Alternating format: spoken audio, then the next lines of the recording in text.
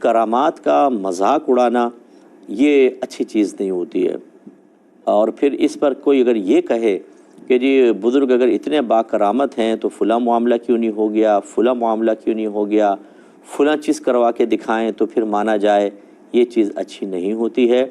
یہ میں نے پہلے بھی ایک دفعہ سمجھانے کی کوشش کی تھی کہ یہ اعتراض تو ایک غیر مسلم اللہ پر بھی کر سکتا ہے کہ تمہارا اللہ قدرت والا ہے، ہم کہیں گے بالکل ہے۔ قادر مطلق ہے، ہاں۔ کسی کے حکم کا محتاج تو نہیں۔ اس کے خزانوں میں کسی چیز کی کمی ہے؟ بالکل نہیں ہے۔ کیا اس سے کوئی طاقتور ہے جو اس کو روک دے؟ نہیں، کوئی بھی نہیں ہے۔ اچھا پھر یہ مسلمان پہ تباہی کیوں آ رہی ہے؟ فلاں آدمی بھوکا کیوں مر گیا؟ آپ کے ملک کے حالات کیوں نہیں ٹھیک ہو جاتے؟ جواب دیں۔ تو کیا اب وہ اگر کہے کہ دیکھو اس کا مطلب یہ ہوا تمہارے اللہ میں کوئی طاقت و قدرت نہیں ہے، کسی نے اس کو روکا ہوا ہے، یا تم ایسی بڑکے مارتے ہو، کیا جواب ہوگا؟ تو یہ مطلب یہ کہ بحث کی ضرورت نہیں ہوتی ہے، اس سے باتیں اور پھیلتی رہتی ہیں، لیکن میں صرف آپ کے ذہنوں کی ایک الجھن کو دور کرنا چاہتا ہوں۔ یاد رکھیں کہ نبی کا معجزہ ہو یا ولی کی کرامت، یہ مشیت الہی کے تابع ہے۔ ان کو اللہ نے بہت اختیارات دیے ہوتے ہیں، لیکن ان کو ظاہر کرنا، اس کی اجازت ہے یا نہیں ہے، یہ اللہ کی رضا پر موقوف ہوتا ہے۔ کیونکہ ایک ہوتی ہے تقدیر مبرم۔ تقدیر مبرم کا مطلب ہوتا ہے اللہ کا ازلی فیصلہ۔ اب مثال کے طور پہ ایک صحابی ہیں اور ان کے بارے میں اللہ نے فیصلہ کر لیا کہ یہ غزوہ بدر میں شہید ہوں گے۔ اب اگر نبی کریم صلی اللہ علیہ وسلم چاہتے تو یعنی آپ غور کریں، سورہ قمر کی ابتدا میں پڑھیں، یہ معجزہ مذکور ہے کہ سرکار نے چاند کے 2 ٹکڑے فرما دیے۔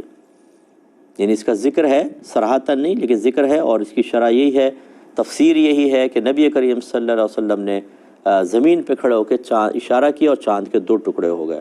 غور کیجئے کہ جو نبی یہ کر سکتا ہے، کیا وہ غزوہ بدر میں سامنے آنے والے کافروں کے ساتھ یہ نہیں کر سکتے کہ یوں اشارہ کرتے سب کٹ کے گر جاتے؟ ہو جاتا۔ لیکن کیوں یہ سرکار صلی اللہ علیہ وسلم نے ایسا نہیں کیا؟ یہ اس وجہ سے نہیں کیا کہ تقدیر مبرم آڑے آ جاتی۔ ایک شخص کو اللہ تعالیٰ بھوکا رکھ کر امتحان لینا چاہتا ہے، ایک کو بیماری میں رکھ کر امتحان لینا چاہتا ہے، ایک کو شہید کروا کر یا اس کے پیاروں کو اس سے چھین کر امتحان لینا چاہتا ہے۔ اب آپ کہیں جی ولی کرامت دکھائے، نہ ان کو دکھ ہو، پیارا بھی بچ جائے، اس کے تنگ دستی دور ہو جائے، اس کی بیماری دور ہو جائے، تو یہ چیز تو پھر آپ اس چیز کا مطالبہ کر رہے ہیں کہ اللہ کی تقدیر مبرم کے خلاف عمل کر کے دکھائیں تو ہم مانیں گے، اور وہ تو کوئی بھی نہیں کر سکتا۔ اس سے اولیاء کرام کا عاجز ہونا کیسے لازم آیا، اور پھر جو ان کی کرامات کتابوں میں لکھی ان کا جھوٹ ہونا کیسے ثابت ہو گیا؟ اللہ تعالیٰ رحم فرمائے ہم لوگوں کی حالتوں پر۔ اس لیے میں اپنے تمام دیکھنے والے بھائی بہنوں سے گزارش کرتا ہوں، اپنے اکابرین سے کبھی بدظن نہ ہوں۔ یہ تو ابھی کتاب میں جریج عابد کا واقعہ بھی گزر چکا ہے، اس میں نے طویل کلام کیا۔ وہ بنی اسرائیل کا ایک عابد تھا، عالم بھی نہیں تھا، وہ عبادت گزار تھا، اور ان کی والدہ نے ان کو ایک کسی وجہ سے مطلب غیر ارادی طور پر کہہ لیں یا عدم توجہی میں کہہ لیں یا پورے معاملے کو جان پہچان نہ ہونے کی بنا پر ایک بددعا دے دی تھی، اور خلاصہ کلام یہ ہے کہ پھر ایک فاحشہ نے ان پہ جھوٹا الزام لگایا، وہ کسی اور سے اس نے زنا کیا، بچہ پیدا ہوا تو کہا یہ جریج عابد نے میرے ساتھ زنا کیا، لوگوں نے مارا پیٹا۔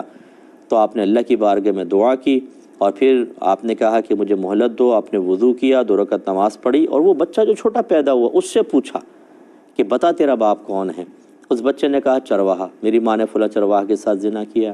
تو سب لوگ ان کو چومنے لگے، مسح کرنے لگے، یہ نبی کریم فرماتے ہیں۔ اور پھر ان کے لیے کہا ہم سونے کا آپ کا عبادت خانہ بنا دیں، جس کو گرا دیا تھا لوگوں نے، فرمایا نہیں بس مٹی کا ہی بنا دو، اتنی کافی ہے۔ یہ کرامت بخاری مسلم کے اندر لکھی ہے۔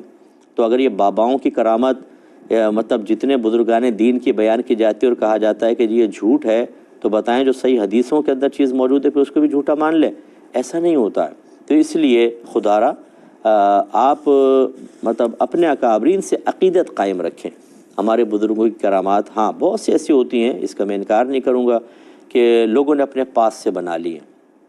اللہ ان پر بھی رحمت نازل فرمائے، کاش میری یہ بات اگر آپ سنیں کسی طرح ان تک بھی پہنچا دیں۔ جھوٹی کرامات بیان کرنے کا کیا فائدہ؟ جھوٹی کرامات وہ ہوگی جن کا ثبوت کہیں سے بھی نہ ہو۔ کیوں خواہ کرتے ہیں؟ جن کا ثبوت ہے، مستند کتابوں میں لکھی ہوئی ہیں، وہ آپ بیان کر دیجئے، اور بیان کا انداز بھی ایسا رکھیں جیسے میں نے عرض کیا۔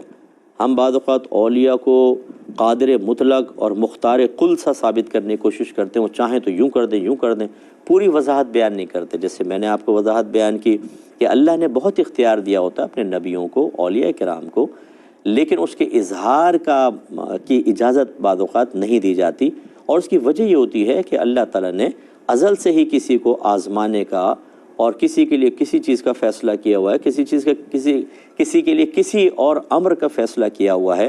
یہ کیسے ہو سکتا ہے کہ ہر ولی کو ایسا اختیار، یعنی اپنے اختیار کو ایسا استعمال کر لے کہ اللہ کے فیصلوں کو بدل دے؟ ایسا نہیں ہوتا۔